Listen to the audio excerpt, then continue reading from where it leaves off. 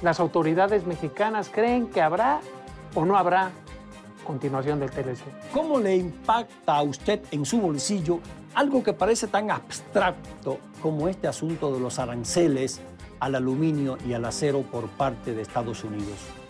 Y mi primera pregunta sería esa. ¿Estamos, señor secretario de Economía, en una guerra comercial o estamos en una batalla pequeña?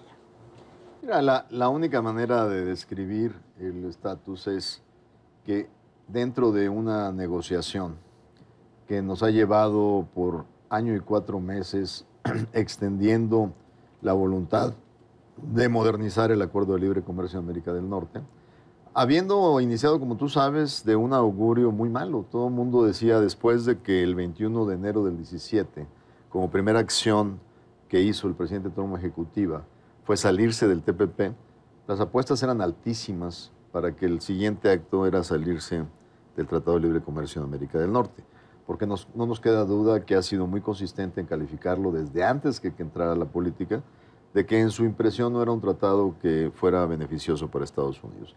Ahí, claro, diferimos con él, y no solo nosotros, muchos jugadores económicos en Estados Unidos difieren de esa apreciación.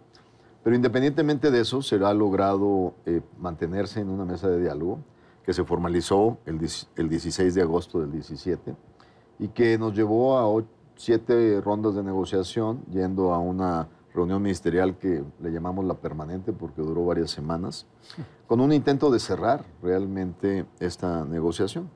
Ahora, ¿qué es lo que estamos observando? A partir de todo este nuevo discurso, que pareciera más mercantilista, menos de libre mercado desde Washington, todo había sido posicionamientos políticos o de retórica discursiva, y la primera acción real inició hace un año cuando le pidió al secretario de Comercio iniciar una investigación basado en un dispositivo en materia de seguridad nacional que se había creado en los 60s y que no se había usado prácticamente nunca, para por primera vez poner aranceles en una industria como es la de acero y aluminios. Esto en respuesta a la preocupación del mundo de los excesos de capacidad, excedentes de capacidad en China. Nosotros, con nuestros aliados, incluyendo los americanos, habíamos estado trabajando con los chinos para buscar solución a ese problema. Sin embargo, el presidente Trump considera que los organismos multilaterales son muy lentos y toma una decisión unilateral por motivos de seguridad nacional contra todos los países, y en el arranque, en marzo la primera vez y más adelante en abril, exenta a 6 grupos de países, y por diferentes motivos. Exentó a Europa, los exentó temporalmente. Pero a México y Canadá lo que dijo es, vamos a exentarlos hasta que, para dar el espacio para encontrar la solución del acuerdo de manera que nos convenga. Entonces, esa exención duró hasta el 31 de mayo, y encontrándonos en la Ministerial de Comercio de París, convocada por la OECD, pues ahí hicieron el anuncio público el jueves de la semana pasada. Si tú analizas el mercado del acero, sería uno de los sectores donde sería menos lógico hacer cualquier tipo de acción arancelaria. Primero, porque Canadá y México son parte del Acuerdo de Seguridad de América del Norte. Segundo, porque Estados Unidos y Europa forman parte de la OTAN, ¿no? Del Acuerdo de Seguridad Hemisférica. Y entonces, ¿cómo justificas utilizar algo en materia de seguridad nacional contra tus aliados, primero? Entonces, esta acción, bajo todas luces, es totalmente frágil y no defendible bajo las reglas que regulan el comercio a través de la Organización Mundial del Comercio. Entonces, yo creo que esta decisión está más inspirada en poner presión a Canadá y a México para tratar de adelantar, agilizar las negociaciones y obviamente poner presión sobre los objetivos en esta negociación de Estados Unidos. Para México, esta acción arancelaria que es inadecuada tiene que tener una respuesta directa y no podemos permitir que se nos presione en la búsqueda de un acuerdo posible donde ganemos todos y podamos defenderlo todos. Entonces tuvimos que hacer una respuesta proporcional a la afectación y al mismo tiempo sustentada en los elementos de derecho que te da el Acuerdo de Libre Comercio de América del Norte y el inicio de un caso en la Organización Mundial del Comercio. ¿Por qué estas características te dan cierto mensaje de que no estás en una guerra comercial, sino simplemente te estás defendiendo, estás generando una respuesta al mismo nivel, no estás escalando el conflicto y estás fundamentándote en el derecho comercial. Ahora, claramente no estás contra un jugador tradicional y esto ya lo vimos. Ahora la ventaja es que México está en este frente, a diferencia de año 4 meses cuando todo el mundo decía, pobre México, está solito ahí con estas presiones. Ahora están los chinos, están los europeos, están los canadienses, de alguna manera los coreanos. El mundo. Estamos todos en este proceso. Así es. Y aunque es poco consuelo, pero al menos sabes que estás en una red de defensores pues, de las reglas, ¿no?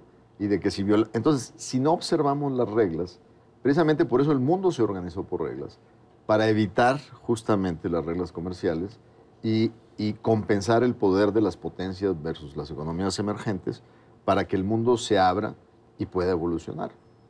¿Por qué ahora la OMC tiene 163 miembros?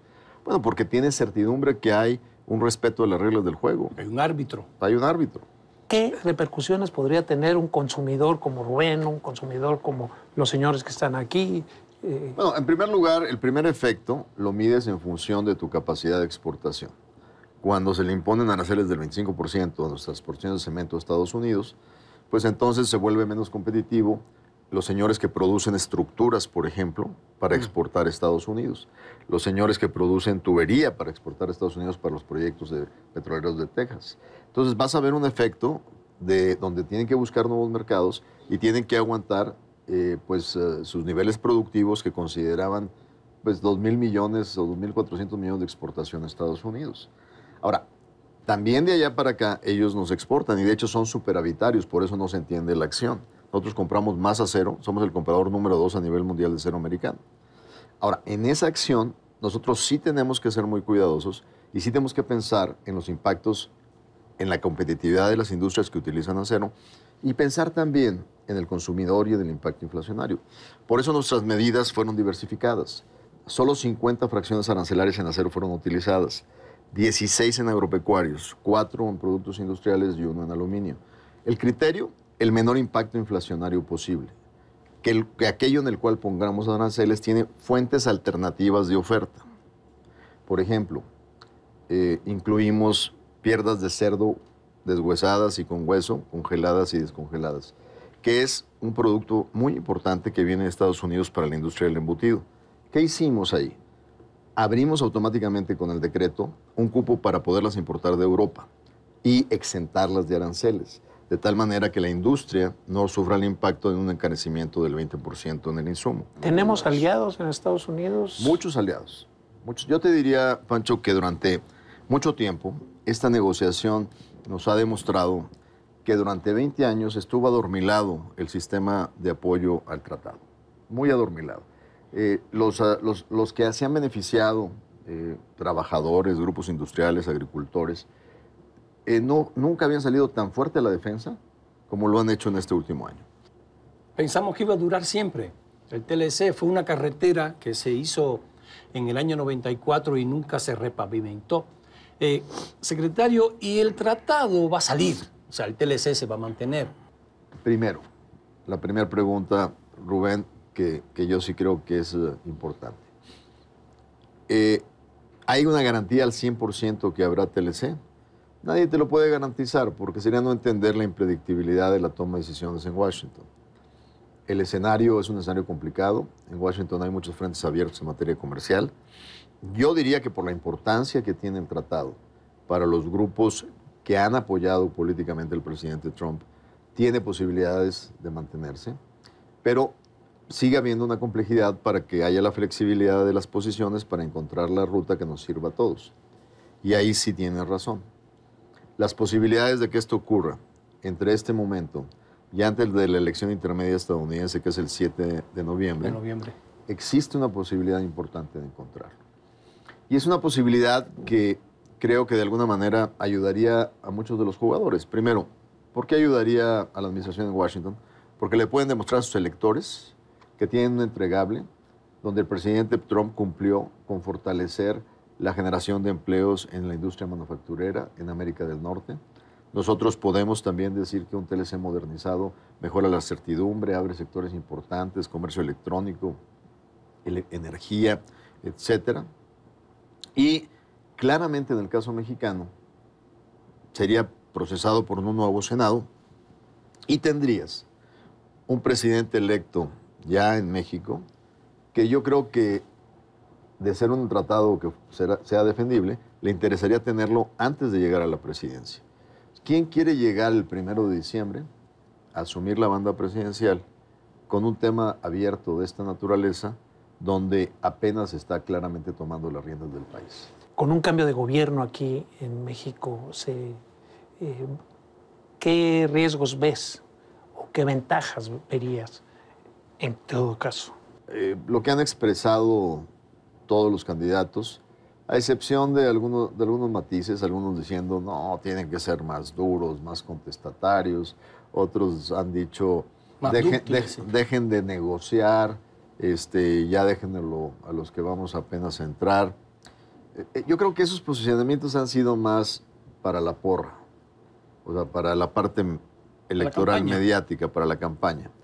Yo creo que en el fondo, todos los candidatos, primero han dicho que apoyan y creen que el Tratado de Libre Comercio de América del Norte ha sido un gran acierto para la integración económica del país al mundo.